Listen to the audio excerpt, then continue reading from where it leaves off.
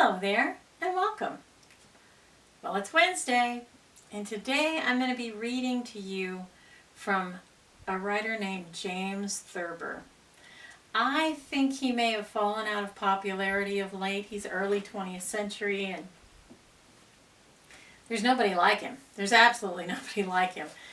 So I'm going to read a brief passage from one of the wonderful stories in his collection, Lanterns and Lances.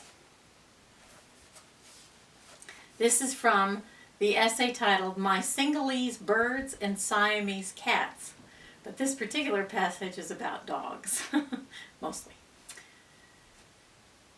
Historicity lies so close to legend in my world that I often walk with one foot in each area, with side trips, or so my critics declare, into fantasy. This is because of my unenviable talent for stumbling from one confusion into another. Never have my confusions lain so close together, however, as the cat confusion and the dog confusion on that February day more than 30 years ago. It seems that 6 young poodles in our apartment had become bored and decided to take everything apart. If you imagine that half a dozen 6-month-old poodles raise only a little more than half as much deviltry as 11 would, you don't know poodles. What wasn't so good upstairs, it turned out, was the front room of the apartment where the dogs had been confined, with the hope that their mother would maintain some semblance of order in the temporary absence of human beings. She hadn't. Mother dogs lose interest in their young after they are weaned and disclaim all responsibility for what may happen, indoors or out. The young dogs had taken the phonograph apart, for one thing, and had scattered hundreds of records about the room as if they had been frantically looking for Moonlight Bay and couldn't find it. Poodles do not like lettuce, mustard, and records, so the latter had not been chewed, just scattered. The phonograph had been chewed, though, wood and fabric and metal. The ping-pong table had lost one leg to the onslaught of teeth and collapsed. The collapse would have been something to see and hear, since the table, while still upright, had held 3 or 4 paddles, a box containing a dozen balls, 30 or 40 books, and an assortment of glass ashtrays, all of which had been added to the jumble of records and pieces of phonograph on the floor.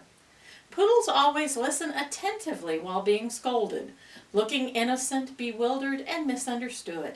As soon as the lecture was over, they wanted to know if they could take the Siamese cats apart to see what made them scream. I was all for this, but we were outvoted. I can't recall with any clarity what happened after that.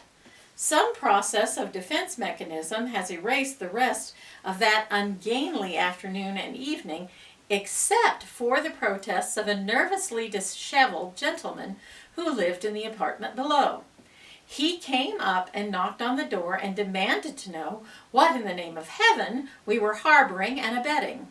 Some people merely own dogs. I harbor them. They are in transit, I said weakly.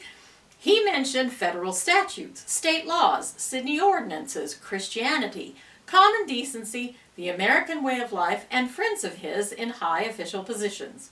The young poodles and I listened attentively, all 7 of us trembling slightly. The mother dog was asleep. The Siamese cats were profoundly oblivious, and my wife was indignant. What happened after that my memory refuses to divulge. I suppose I slipped away to a speakeasy, in the immemorial manner of the American husband when his household suddenly falls or is taken apart. I suppose the bartender who served me drinks that evening thought I was crazy when he asked me, "What do you know?" And I told him. I still wonder now and then about the husband of the woman who came home with the modern temper that evening. "Where'd you get this book?" he must have asked her, and she must have told him.